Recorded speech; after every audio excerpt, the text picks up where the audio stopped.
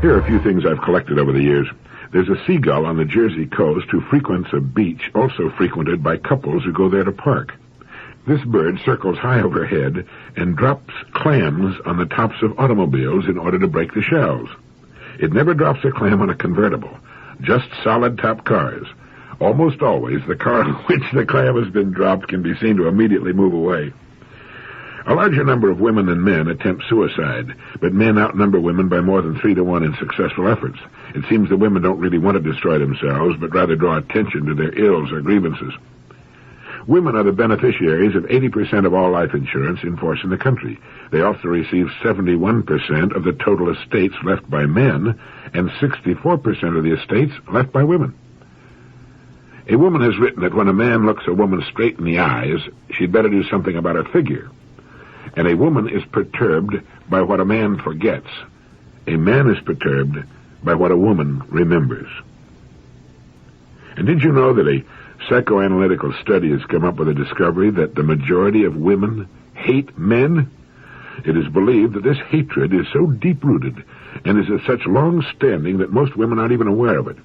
But the cause of the whole thing, the authorities agree, has its basic cause in woman's resentment of a male-dominated world, which in turn is founded on the mistaken notion that men are supposed to be endowed with qualities which make them superior to women. The facts prove that this line of thinking is just so much hot air, but for centuries, men forced this belief upon the women who were helpless physically to resist. It's the old story of might makes right. Men subjugated women because they were physically smaller and weaker, and in that day and age, physical strength rather than brains held the balance of power. Alfred Adler, the famous psychologist, points out that this crazy concept that men were supposed to be superior to women causes such extreme tension between the sexes as to seriously jeopardize any really happy relationship between a man and a woman. But if the woman realizes why she has these deep-rooted feelings toward men in general, she can usually overcome the situation and live happily with her man anyway. This is especially true if she's married to a man with some sense who realizes that differences between human beings do not indicate superiority or inferiority, they're simply differences. The wise woman realizes that it's ridiculous to blame her husband for the conduct of other men at other times in history. Her husband can be an honest man even if his grandfather was a horse thief. But the old deluded dogma of male superiority has been rammed down women's throat until she just naturally chokes up with rage. And, as they say, this has been going on since way before the beginning of civilization. I used to wonder why women in general show so little courtesy to men. This must be the reason. They don't like us, and they can't be blamed for it. As our civilization progresses, perhaps gradually we can get rid of women's ancient animosity toward anything wearing pants. We no longer think you're inferior, ladies, nor superior. Here's a question for you. If you had your life to live over, at least that part of it you've lived, would you do the same as you've done, or would you live it differently? Now, I don't mean the little things so much, but rather the big important things. It's a big question, and according to a survey, 1/3 of the women would do differently if they could live their lives over again, and better than half the men would have chosen some other line to follow. Now, at first glance, it appears that women are a lot smarter than men in making the major decisions that affect their lives, but that's not the whole story. Men have a much wider choice as to careers than women. You can say that women have exactly the same choice, but it doesn't work out that way. You don't find many women piloting commercial aircraft or ships at sea or playing center for the Chicago Bears or second base for the Yankees. Most women consider their careers to be marriage, children, and the home, and it's a big enough career for anyone. Psychologists point out, for instance, that great numbers of young people every year give up their dreams for particular careers because love comes along. Now, in a way, this seems to be a victory for the woman in that she has achieved the career of her choice, while her husband has had to give up his. But the facts seem to point out that it's a Pyrrhic victory, and while the cost is deferred, it's nonetheless there and must one day be paid. Psychologists say that after the honeymoon's over and the young couple begin to stare life in the face, economics enters the picture. And this is one of the major reasons why more than half of the men surveyed indicated that they would have done differently if they could live their lives over again. They did not mean they would not have married their present wives necessarily, although I'm sure there were a sprinkling of these, but rather that they would have waited until they got on course before they married. Most of them in a few years wish they'd stuck to their original career decisions. They see then, although it seems they can't at the time of their mistake, that they could have had the career of which they'd planned and dreamed, and the woman to whom they married. They could have had both. but they foolishly gave up one in favor of the other. They quit too soon. Economy is the great modifier of romance, and the girl is very wise who tells her young man to finish his preparation for his career before they marry. If their love is real and strong, it can stand the test of time. Time will only deepen it. If it's not the real thing, waiting will expose its flaws to the benefit of both of them. She will have a much better life, a contented husband, a better place in the community, and very probably more money to spend if she'll concentrate less on victory and more on a peaceful alliance. Occasionally, this picture is reversed, and then the man should be content to wait. A man needs a career outside of his home as well as a wife and children. Young women should remember this and get their starry-eyed young man back on the right track. I have an office in Fort Lauderdale, Florida, where I now do most of my writing. It's near a large, popular marina. And during the hour I take off for lunch, I enjoy walking about the marina in the sunshine and seeing what new boats have shown up. The other day, an interesting steel schooner of about 60 feet came in as I stood near the fuel dock. She had obviously been on a long voyage and was from out of the country, as her yellow quarantine pennant signified. I struck up a conversation with one of her 3 young crew members and learned they were British. They had sailed the schooner from England, first visiting Scandinavia and the North Sea, then down the coast of Europe to the Canary Islands, and from there to the West Indies, where they'd spent 3 months island hopping, scuba diving, fishing, and just enjoying themselves. One is a dentist, one an engineer, and the third, who owns the schooner, is a university graduate who is simply looking for adventure. They're all still in their 20s, in great shape from their months at sea, and delightful and interesting young men. My wife and I have had them over for cocktails and dinner and introduced them to a few people in the area. Everyone to whom we've talked about them agrees with us that these young men are doing something more young people should do. They're devoting a year or two to travel and adventure and to getting their heads on straight before entering their careers. Most young people go from school directly into their careers, from one institution right into another, with no breathing and thinking time in between. Now our young English friends are working and saving enough money to continue their cruise. They hope eventually to work their way around the world. And the dentist and engineer are thinking seriously of settling in the United States when their odyssey has ended. Here's an interesting fact, talking about cruising around the world. Of all the water on Earth, less than 1% of it can be used for human and animal consumption. Of this 1%, about 26% of it is found in the United States. 97.2% of all the water on Earth is salt water and found in the great oceans and seas. Now, this leaves only 2.8% that's drinkable, and most of this amount is in glacial ice, which we can't use, at Greenland and the South Pole. The Antarctic ice sheet, the heavy layer of ice covering the South Pole, represents some 90% of all existing ice in the world, and on the average is a mile thick. It's all fresh water, of course, since the great ice cap averages about 6,000 feet above sea level. At the South Pole, the ice is 9,200 feet above sea level. In at least one region, the ice is 14,000 feet thick and rests on land far below sea level. Most of the world's fresh water supply frozen stiff on the great continent of Antarctica and on Greenland, the world's largest island. Greenland is 50 times larger than the country that owns it, Denmark, about a fourth the size of the United States. 85% of it is covered in perpetual ice up to 10,000 feet thick. It isn't green at all. It was called Greenland as an advertising come-on for settlers, sort of like selling waterfront lots in Tierra del Fuego. Emerson wrote, "Nature magically suits the man to his fortunes, making these the fruit of his character." You have only to hold an apple in your hand to know that it came from an apple tree. It could not have come from any other kind of tree on earth. For we know the tree by its fruit, and you can tell a lot about a person by his fortunes, because, as Emerson said, they are the fruit of his character, and they are represented by his environment, what he has, what he is, what he does. But most people seem to believe not that their fortunes are only the reflection of what they are, but rather that they are the reflection of their fortunes. And thus they often domesticate themselves to live in an environment and under conditions which they do not like or enjoy because they feel there's no escape. My daughter used to ride in horse shows until she discovered boys are more interesting than horses, and while this is in many cases debatable, it often brought to mind an interesting parallel. Between horse show events, I used to hold and walk her horse for her. He was a magnificent thoroughbred hunter, alive with nervous energy and tremendous power. With one hand, I kept his nearly 1,000 pounds under control as he slobbered down my sleeve, just as my little girl did when she took him over the jumps. The thing was that he didn't know his power, nor that he could be free of either of us. He was controlled by our minds, certainly not by our strength, just as we control all the animals of the earth. And like the horse, millions, perhaps, are daily led through their paces by an environment of their own creation, never suspecting that they themselves have fashioned a halter in the lead by going along with it. That its strength lies solely in their thinking it controls them, and because they do not understand this, they are held as prisoners of themselves. Spinoza said, "To understand something is to be delivered of it." So then it is not their circumstances which control them. It is their lack of understanding that their fortunes are the fruit of their characters. Are you familiar with Buddha's eightfold path? Very little is known by most people in the Western world about this great man who lived 560 years before the birth of Christ.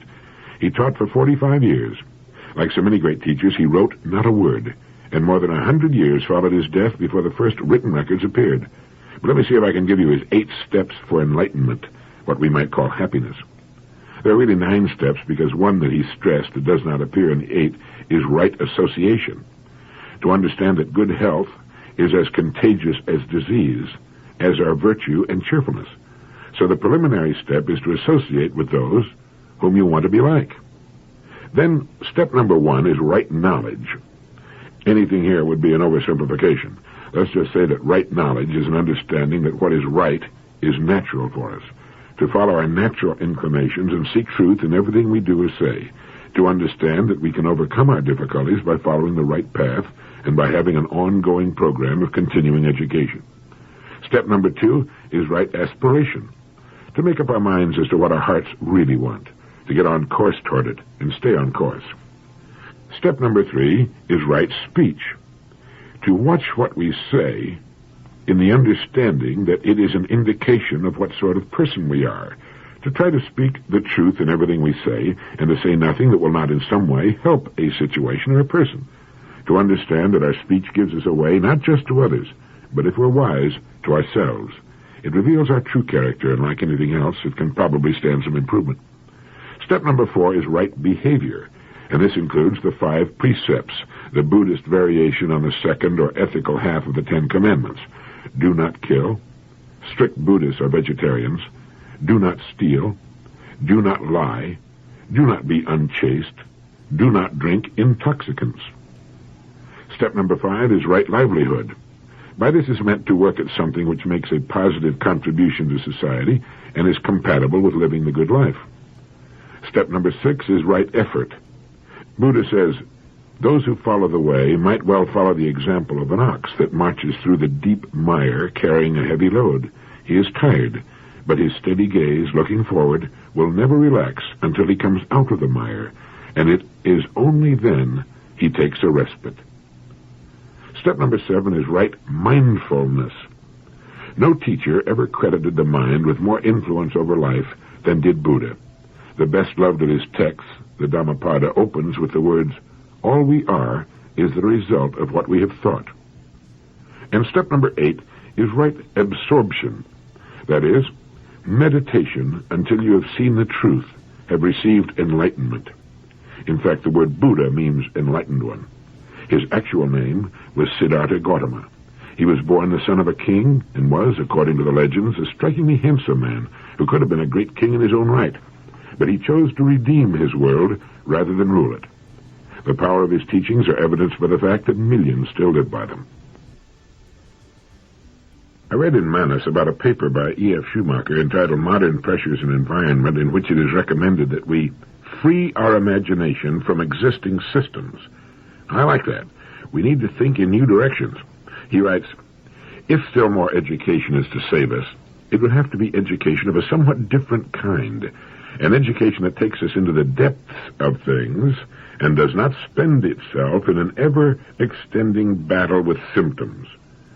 The problem posed by environmental deterioration is not primarily a technical problem. If it were, it would not have arisen in its acutest form in the technologically most advanced societies. It does not stem from scientific or technical incompetence or from insufficient scientific education, or from a lack of information, or from any shortage of trained manpower, or lack of money for research. It stems from the lifestyle of the modern world, which in turn arises from its most basic beliefs, its metaphysics, if you like, or its religion. The whole of human life, it may be said, is a dialogue between man and his environment, a sequence of questions and responses. We pose questions to the universe by what we do, and the universe, by its response, informs us of whether our actions fit into its laws or not. Small transgressions evoke limited or mild responses. Large transgressions evoke general, threatening, and possibly violent responses. The very universality of the environmental crisis indicates the universality of our transgressions. It is the philosophy, or metaphysics, of materialism which is being challenged. And the challenge comes not from a few saints and sages, but from the environment. Now, this is a new situation. At all times, in all societies, in all parts of the world, the saints and sages have warned against materialism and pleaded for a more realistic order of priorities. The languages have differed, the symbols have varied, but the essential message has always been the same. In modern terms, get your priorities right. In Christian terms, seek ye first the kingdom of God, and all these things, the material things which you also need, shall be added unto you.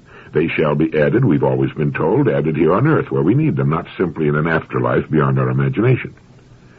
Now, at issue here, Manus states, is whether or not nature, the universe, our environmental host, can speak in a language capable of being read in this way. Schumacher believes that it can. He says, today the same message reaches us from the universe itself. It speaks the language of pollution, exhaustion, breakdown, overpopulation, and also terrorism, genocide, drug addiction, and so forth. It is unlikely that the destructive forces which the materialist philosophy has unleashed can be brought under control simply by mobilizing more resources of wealth, education, and research to fight pollution, to preserve wildlife, to discover new sources of energy, and to arrive at more effective agreements on peaceful coexistence. I'm not real certain that he's correct about that, but he goes on to say that everything points to the fact that what is most needed today is a revision of the ends which all our efforts are meant to serve, and I'll certainly go along with that. And this implies that above all else, we need the development of a lifestyle which accords to material things their proper, legitimate place, which is secondary and not primary. The so-called logic of production is neither the logic of life nor that of society. It is a small and subservient part of both. Its destructive effects cannot be brought under control so that the destructive forces cease to be unleashed.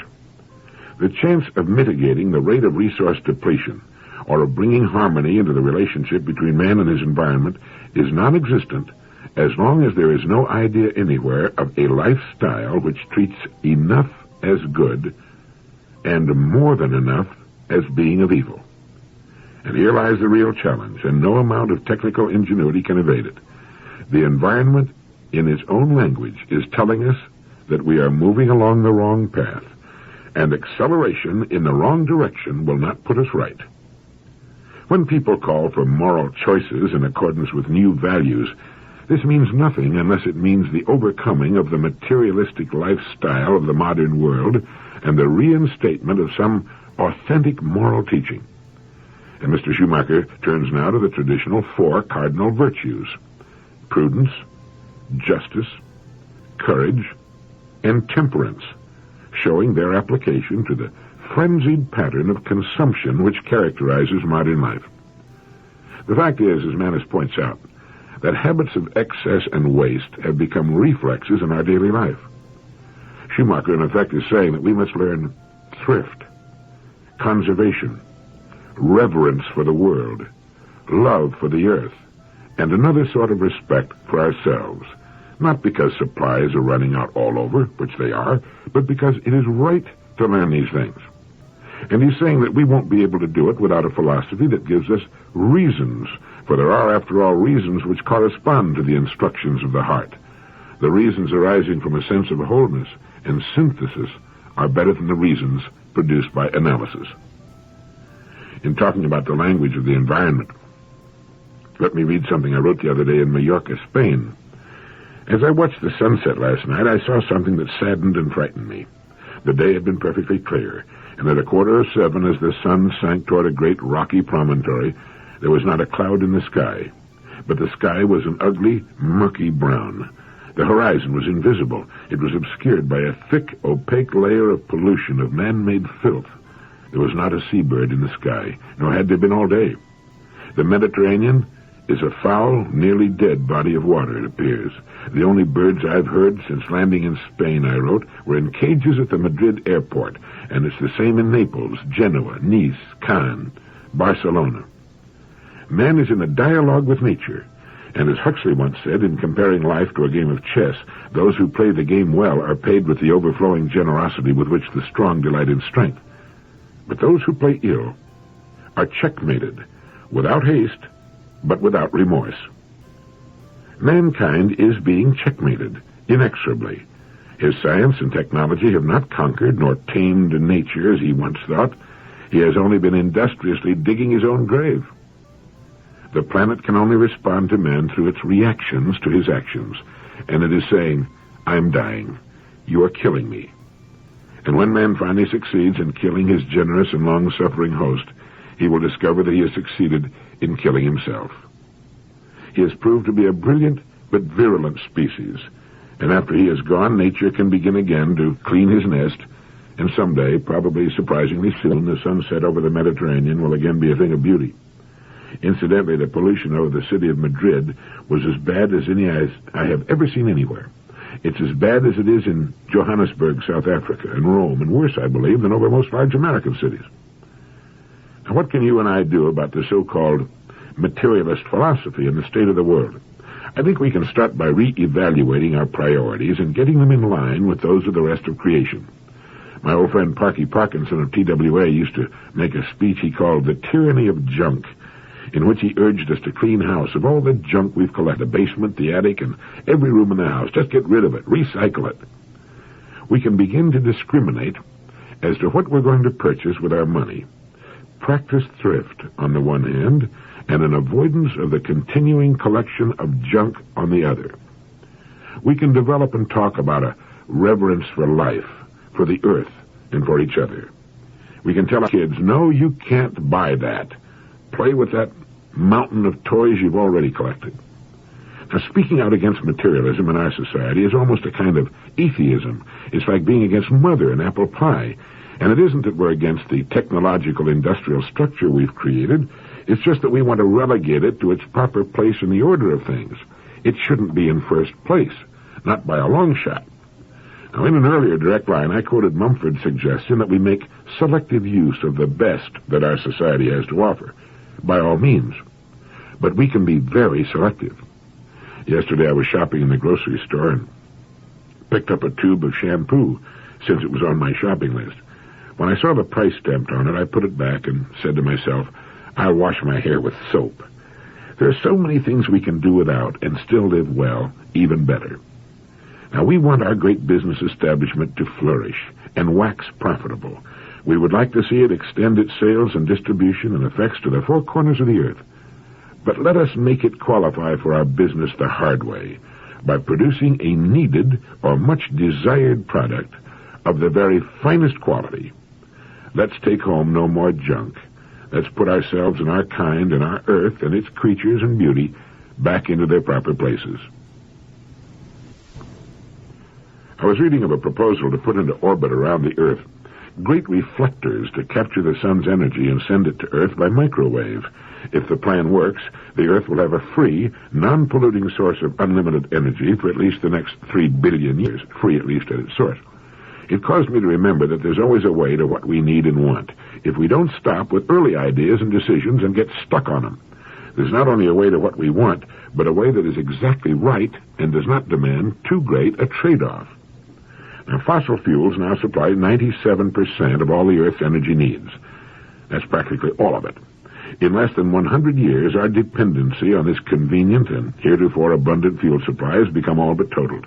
Now it's running out, perhaps in the nick of time to save the biosphere from lethal doses of hydrocarbon pollution, and we must turn to new energy sources. As we find them, we will wonder at our long dependency on fossil fuels. Now, it's the same with us when we follow the dictates of the voice that speaks to us at quiet times, the voice that is our true selves trying to get through the artificial wall we work so hard to build around ourselves. When we have finally taken the steps we wanted for so long to take, we invariably say, "Why did I wait so long? What in the world was I afraid of?" We tend to stop at partial solutions in almost everything we do.